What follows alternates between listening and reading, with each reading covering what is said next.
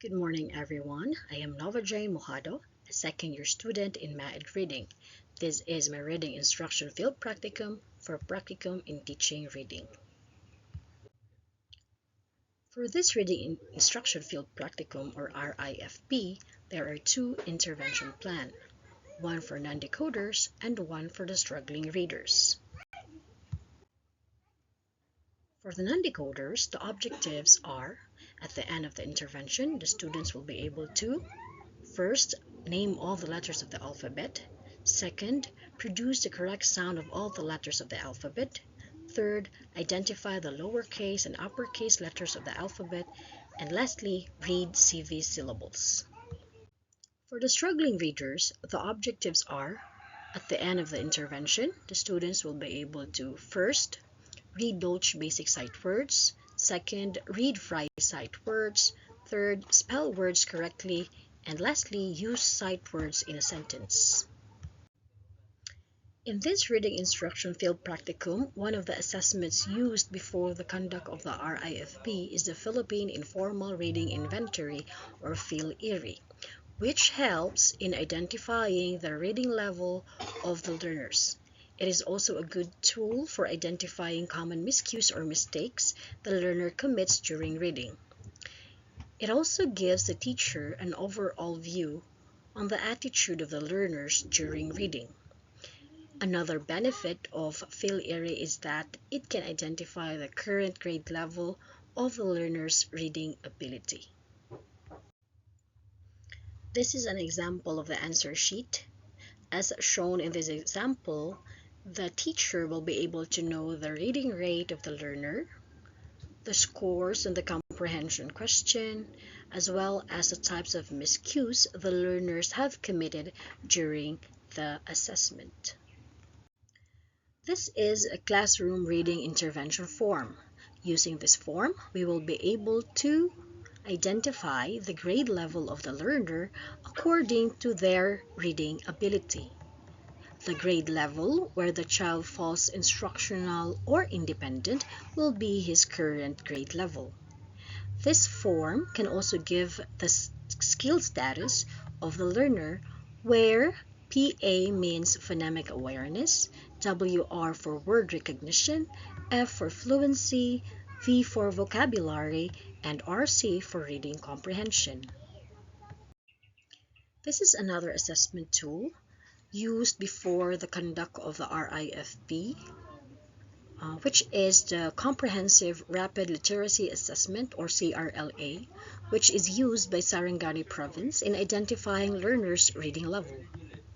CRLA is a good tool for identifying the learner's specific needs in reading, since it has a section of phonological awareness, word recognition, sentences, and short text for checking their comprehension.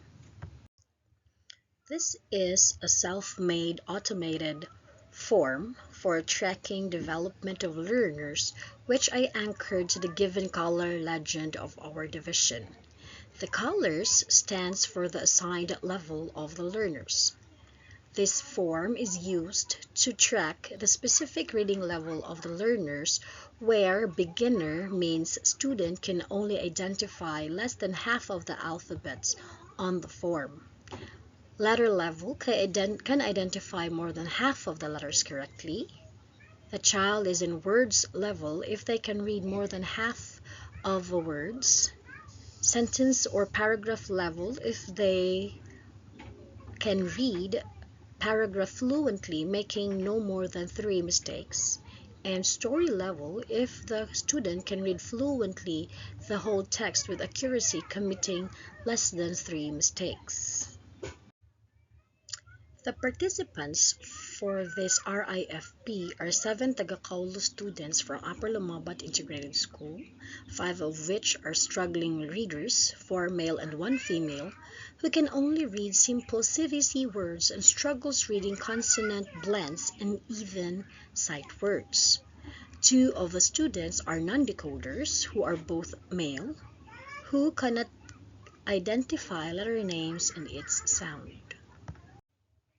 As for the activities used during the sessions, I have used interactive games such as Snake and Ladder, bookman game, fly swatting, hangman, bingo, and word fishing. These activities are enjoyable for them, and at the same time, they can learn reading, especially the basic sight words. The result of the pretest was very alarming.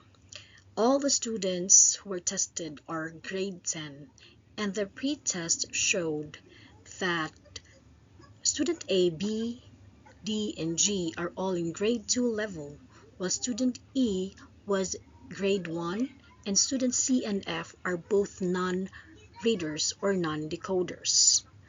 The figure also showed that after the intervention during the post-test, student D improved to grade level and is now in grade 4. Student A, B, and E, and also G, are on grade 3 level.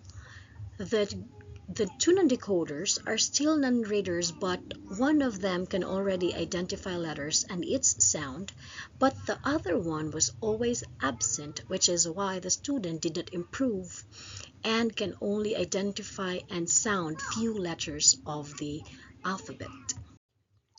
The low effects of the 6-week reading intervention of struggling readers and non-decoders is caused by constrained amount of time, irregular meetings due to school activities, and unexpected class suspensions. Another factor which I think hinders to their improvement is the constant absenteeism and low participation. In order to engage and motivate students to future interventions, it should be taken into account of having longer durations of sessions and additional strategies in order to engage students in the intervention. Despite its difficulties, the practicum helped me as a teacher get ready for the reality of teaching reading in the classroom, improved my teaching reading strategies, discover new, fun, and engaging activities, and finally, the value of determination in assisting all the students and help them learn to read. Here are some of the MOVs during the sessions where I've isolated 2 of the non-readers and teach them separately from the struggling readers since they don't know how to identify letters. Also, as shown in the MOVs, they are playing fly swatter, they are playing bookman game, they are playing bingo, and also reading. Here are some additional photos of our sessions, and that's it for my reading intervention field practicum. Thank you for watching.